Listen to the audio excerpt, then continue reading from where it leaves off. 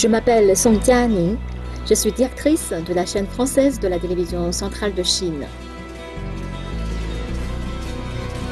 J'ai fait partie de la première génération de journalistes de la télévision chinoise qui travaillent en français et c'est toujours ce que je fais 23 ans après. C'est à 12 ans que j'ai fait connaissance avec la langue la plus élégante du monde. En 1992, je suis entrée chez CCTV et j'ai commencé ma carrière de journaliste francophone. Durant ces 23 ans chez CCTV, comme présentatrice, j'ai rencontré une centaine de personnalités du monde francophone qui m'ont donné l'occasion de parler du monde en français. En communiquant face à face, nous avons pu confronter nos façons de penser et échanger nos cultures. Les sujets sur lesquels nous avons pu discuter à cœur ouvert ne tournaient pas seulement autour des événements de l'actualité ou d'une profession, mais surtout des échecs et réussites de toutes ces situations que nous rencontrons en tant qu'êtres humains.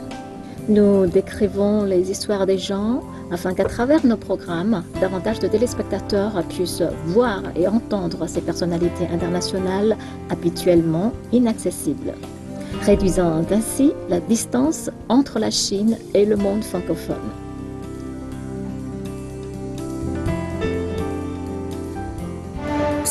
En 2007, j'ai participé à l'établissement de la première et de la seule chaîne de télévision chinoise en langue française diffusant 24 heures sur 24. Diffusée dans une langue qui n'est pas notre langue maternelle, en l'occurrence le français, c'était un défi majeur. Mais nous avons réussi. Du CIO, les responsables des associations sportives internationales. Nous diffusons vers le monde la vision chinoise et nous racontons des histoires palpitantes. En 2011, j'ai été nommée responsable en Afrique pour y établir la première station de CCTV. Là-bas, j'ai eu l'occasion, à travers l'objectif de faire connaître à des populations du monde entier les merveilles de ce continent et de lever le voile sur certains de ses mystères. Malgré la distance, être capable de montrer en faisant preuve de réactivité la beauté des paysages.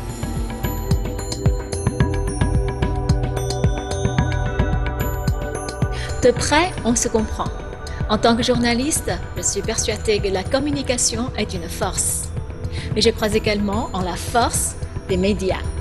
J'espère qu'à travers nos programmes, les peuples du monde entier, les gens de toutes les cultures, puissent faire tomber les barrières de préjugés et d'incompréhension et qu'ils puissent ainsi se rapprocher.